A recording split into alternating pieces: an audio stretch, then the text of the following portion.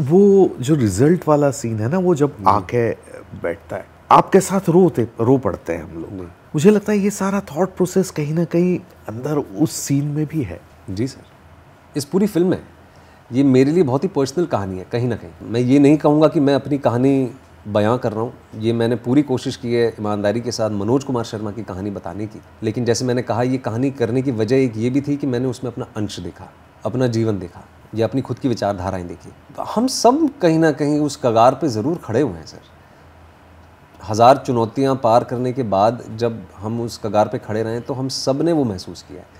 और यही तो खूबसूरती है सर सिनेमा की या किसी भी कला की। होप हो गया, या डिजेक्शन हो गया, या लॉस हो गया, या एस्पिरेशन हो गया, या सपने हो गए, ये यूनिवर्सल लैंग्वेजेस हैं सर।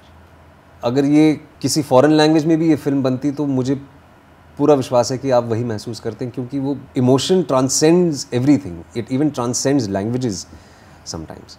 वो पैर वजन छोड़ देना उसका, वो घुटना क्लैस्प हो जाना, लॉक हो जाना घुटना कि अब हो गया, वो पार कर गए।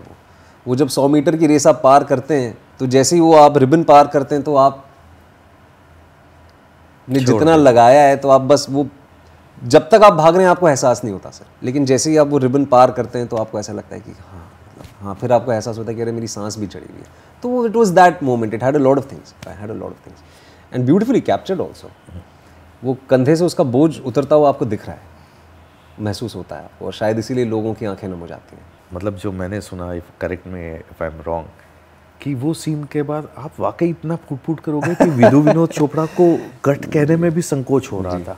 मेरा बहुत खास रिश्ता है सर विनोद सर से, मेरे पिता समान है वो। सॉरी, मैं कहते कहते कई बार भावुक हो जाता हूँ, लेकिन वो एक जो मेरा बॉन्ड है उनके साथ, वो बहुत ही स्पेशल है।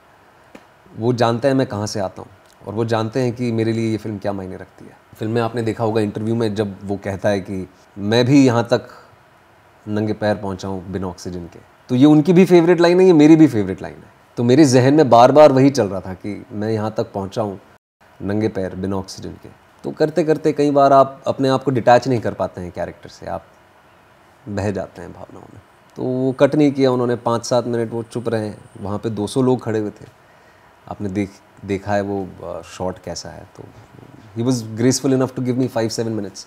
और जब मुझे ऐसा लगा कि नहीं यार, लाइट जा रही है, अब दोबारा शॉट लेना है तब उठा फिर मैं। क्या बात है। मैं ऐसे ही सोच रहा था कि बड़े कम एक्टर्स, मतलब शाहरुख खान हुए, सुशांत थे। शाहरुख खान के समय तो OTT नहीं था, लेकिन आपका इतना ऑर्गेनिक ग्रोथ हुआ है और हर मीडियम में उतनी ही सक्सेस के साथ हुआ है। सर आई थिंक ये लोगों की वजह से है। I will go back to the same answer, थोड़ा रेपिटेटिव लगेगा बट अप्रोच मेरी सेम रहती है सर। मीडियम क्या हो, उम्मीद ये रहती है कि मैं अपना उस वक्त 100% दूँ, but the credit goes to the audiences sir, जो अब तक मेरे साथ हैं।